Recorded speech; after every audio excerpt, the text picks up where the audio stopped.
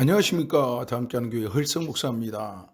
성경 공부는 하나님을 아는 지식으로 우리의 믿음을 더욱더 견고히 세우는 과정입니다. 하나님을 더 알기 위해서 믿고 여러분의 믿음이 더욱 견고히 세워져 믿음 있는 삶을 사시길 주님의 이름으로 간절히 축복합니다.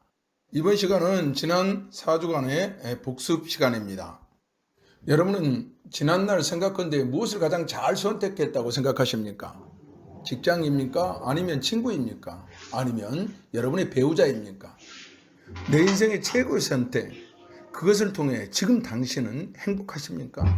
여러분, 진정한 행복, 변하지 않는 사랑을 위해 지금까지 가장 잘 선택했다 생각한 것보다 더 중요한 선택이 있습니다. 그것은 바로 예수를 믿기로 한 선택입니다. 바로 이 선택이 여러분의 인생의 터닝 포인트가 되는 것이고 인생 역전의 순간이 될 것을 저는 확신합니다. 요한복음 15장 16절 말씀에 보면 너희가 나를 택한 것이 아니라 내가 너를 택하여 세웠다. 할렐루야. 하나님께서 말씀하셨습니다. 우리가 이 땅에 태어난 것도 직장과 친구를 그리고 배우자를 만난 것도 내가 하나님을 믿은 것도 이만큼 살고 있는 것도 하나님께서 나를 택하시고 하나님께서 허락하셨기 때문이라는 이 말씀입니다. 우리 인생의 생사복을 주관하시는 이가 바로 하나님이라는 말씀이지요. 이것은 우리가 믿든지 안 믿든지 간에 우리가 인정하든지 인정하지 않든 간에 사실입니다. 이것은 진리입니다. 여러분, 성공적인 삶, 그것은 얼마나 빨리 달려가느냐에 달린 것이 아니라 방향에 달려있는 것입니다.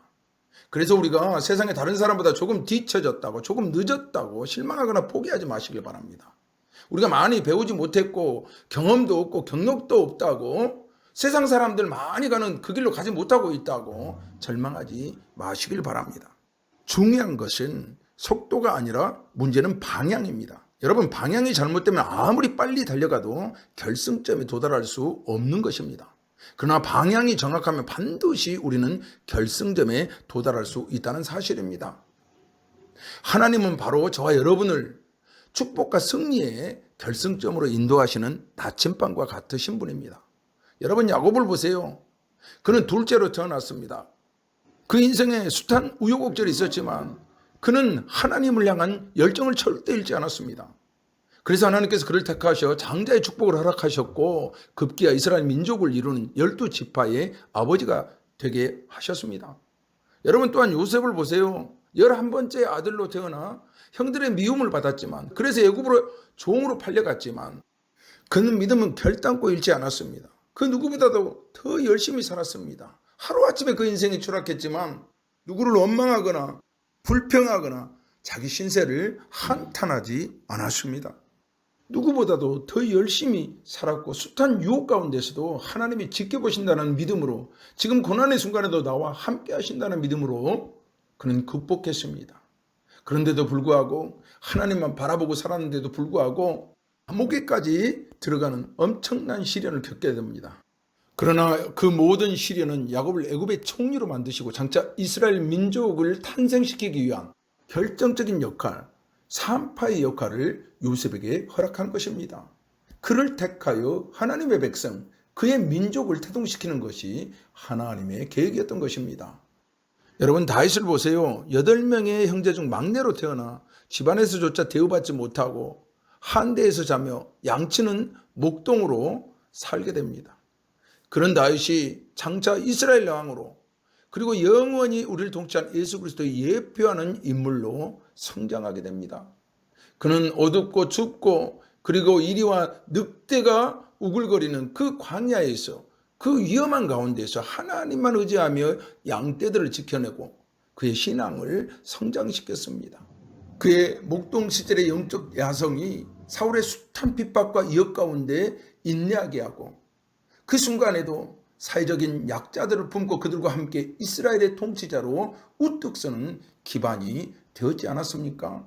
사랑하는 형제 자매 여러분, 하나님은 좋은 배경 그리고 많이 배우고 똑똑한 사람들을 택하여 그분의 뜻을 이루는 것이 아니라 어떤 환경에서든지 하나님만 바라보고 하나님만 믿고 신뢰하고 인내하는 사람, 그런 사람들을 하나님께서 사용하실 뿐만 아니라 이렇게 하나님께 붙잡힌 사람은 반드시 하나님께서 위대하게 사용하신다는 것을 오늘 야곱과 요셉과 그리고 다윗을 통해 깨달으시길 주님의 이름으로 간절히 축복하고 축원합니다.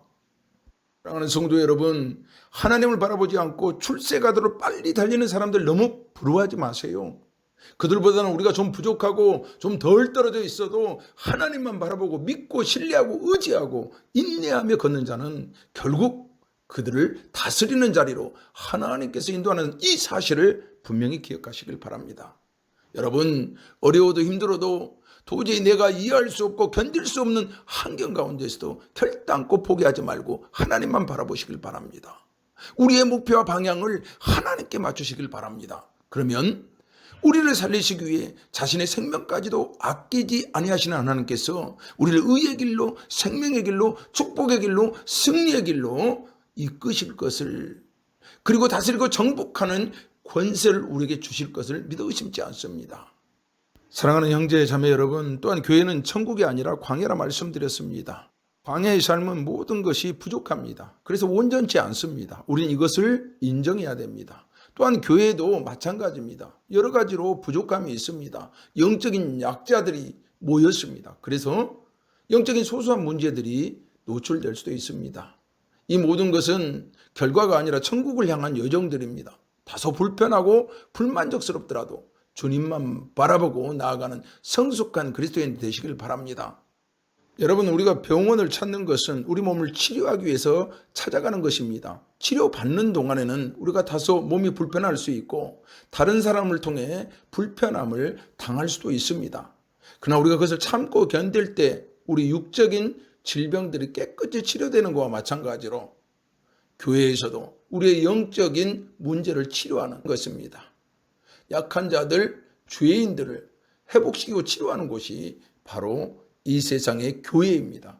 그래서 우리는 다소 불편할 수 있고 그곳에서 어려움도 있을 수 있지만, 그러나 그 가운데에서도 찬송과 기도한 것 외에는 소리 지르지 마시길 주님의 이름으로 축복합니다. 여러분들의 삶 가운데서도 찬송과 기도 외에는 절대 소리 지르지 마시길 주님의 이름으로 축복합니다.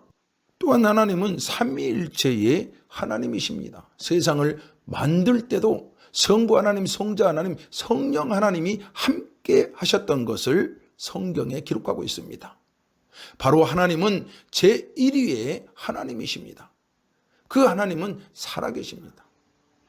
살아계신 하나님의 존재를 우리가 어떻게 알 수 있을까요? 그것은 본능적인 종교성을 통해서 알 수 있습니다. 또한 내 안에 양심을 통해서 깨달을 수 있습니다. 우주 삼라만상을 통해, 그리고 결정적인 것은 내 안에 역사하시는 성령님을 통해 알 수 있습니다.